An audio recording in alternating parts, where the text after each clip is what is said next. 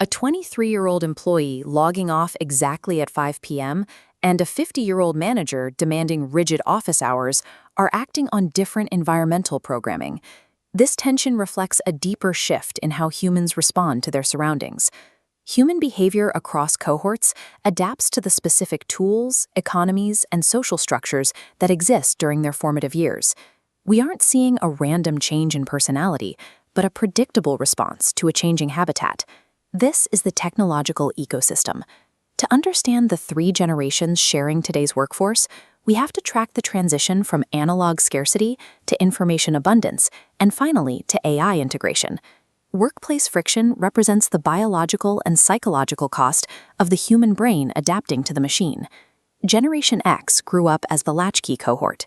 Economic shifts in the 1970s and 80s meant that for the first time, both parents were often at work when the school bell rang. Gen X mastered analog independence because they had to. Their childhood ecosystem was defined by institutional distrust. Watching the highest levels of government collapse in real time left them with a skeptical worldview. Without constant parental or institutional oversight, they became self-reliant problem solvers. If something broke, they were the only ones there to fix it. This self-reliance became a critical asset when the first IBM personal computers entered the ecosystem. While the technology was clunky and unrefined, Gen X had the patience to tinker with it.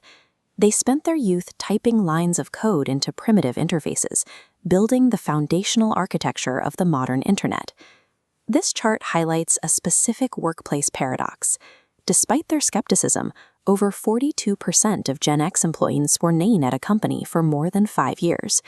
They prioritize a work-to-live lifestyle, seeking the professional stability they lacked as children. Their analog independence allowed them to construct the digital world they would eventually hand over to the next generation.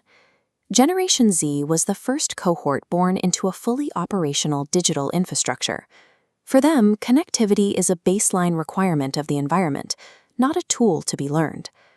Their ecosystem reached a turning point in 2007 with the arrival of pocket-sized, always-on connectivity. Infinite access to information has rewired their cognitive processing. They operate in a state of hyper-awareness, capable of intense multitasking, but highly sensitive to environmental noise. That hyper-awareness creates a different relationship with work. Over 57% of Gen Z respondents leave a job after just 1 year. As digital saturation increases, traditional institutional trust drops, leading this generation to prioritize mental health over corporate messaging. This perceived disloyalty is a pragmatic survival adaptation. They are setting the boundaries necessary to navigate the digital world Gen X built. Generation Alpha is entering a touch-first environment. From infancy, they interact with frictionless interfaces that respond instantly to their needs. For Alpha, technology functions as an invisible, ambient layer of reality. It isn't a machine they visit at a desk, it is simply the background of their daily lives. They are accustomed to decentralized algorithms that anticipate their preferences, bypassing traditional human authority structures. Artificial intelligence will be a seamlessly integrated partner for this cohort. They will interact with AI the same way they acquire a native language. Gen Alpha represents the final phase of this arc, the complete normalization of human life and artificial intelligence. Viewed together, these three generations function as a single complementary ecosystem. Their roles interlock. Generation X built the infrastructure, Generation Z regulates its impact on the human psyche, and Generation Alpha will integrate it into our future.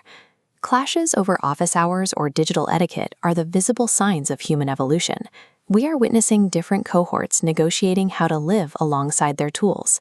We thrive by accepting these generational differences. To navigate the future of society, we require the distinct adaptations of all three.